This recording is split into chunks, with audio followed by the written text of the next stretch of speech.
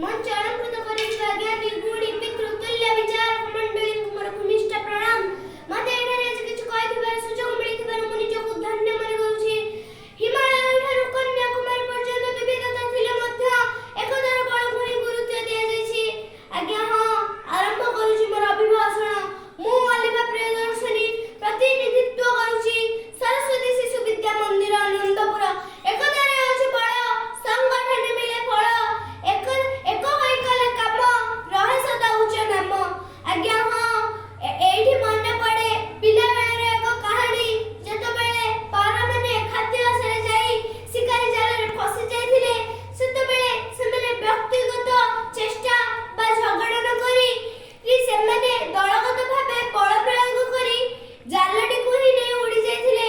ଆଜ୍ଞା, ଏଇଠି ମନେ ପଡ଼େ ପ୍ରକୃତି ମଧ୍ୟ ଆମକୁ ବିଭିନ୍ନ ବାର୍ତ୍ତା ଭାବେ ଏକତା ରହିବାକୁ କହିଥାଏ।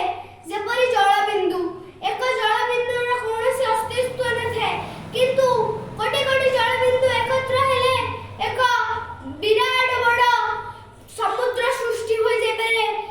ଆଜ୍ଞା, ସୂତାଟିକୁ ଆମେ ଛିଣ୍ଡି ଦେଇ ପାରୁଛନ୍ତି, କିନ୍ତୁ ସେହି ସୂତାରେ ଯଦି ଆମେ ଏକ ଦଉଡ଼ି ତିଆରି କରିବା, ତାହେଲେ ତାକୁ ଏକ ହାତୀକୁ ବି ବାନ୍ଧି ହେବ। ଆଜ୍ଞା, ଏଇଠି ମନେ ପଡ଼େ ଯେତେବେଳେ ଆମ ଦେଶର ସ୍ୱାଧୀନତା ସଂଗ୍ରାମ ହେଉଛି ପ୍ରକୃତ ଉଦାହରଣ। ଆମ ଦେଶ ଭାରତ ଯେତେବେଳେ ଏକତ୍ର ନଥିଲା, ସେତେବେଳେ ବ୍ରିଟିଶ ମାନେ ଆମ ଦେଶକୁ ଆସି ଅତ୍ୟାଚାର କରୁଥିଲେ।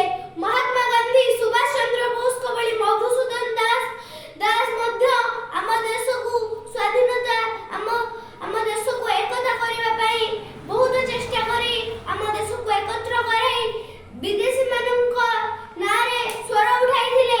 ସେଥିପାଇଁ ବିଦେଶୀମାନଙ୍କୁ ବାଧ୍ୟ ହୋଇ ଆମ ଦେଶ ଛାଡ଼ି ଚାଲିଯିବାକୁ ପଡ଼ିଥିଲା। ଆଜ୍ଞା, ଏକତା ଯେଉଁଠି ଥାଏ ସେଇଠି ଶାନ୍ତି, ଶିକ୍ଷା ଏବଂ ବିକାଶ, ଉନ୍ନତି ଆପେ ଆପେ ଆସିଥାଏ। ସେଥିପାଇଁ କୁହାଯାଏ, ଏକତା ଯେଉଁଠି ବିଜୟ ସେଇଠି, ବିଭେଦ ଯେଉଁଠି ବିଲୟ ସେଇଠି। ଆସନ୍ତୁ ଆମେ ଆଜି ଶପଥ ନେଇ କହିବା,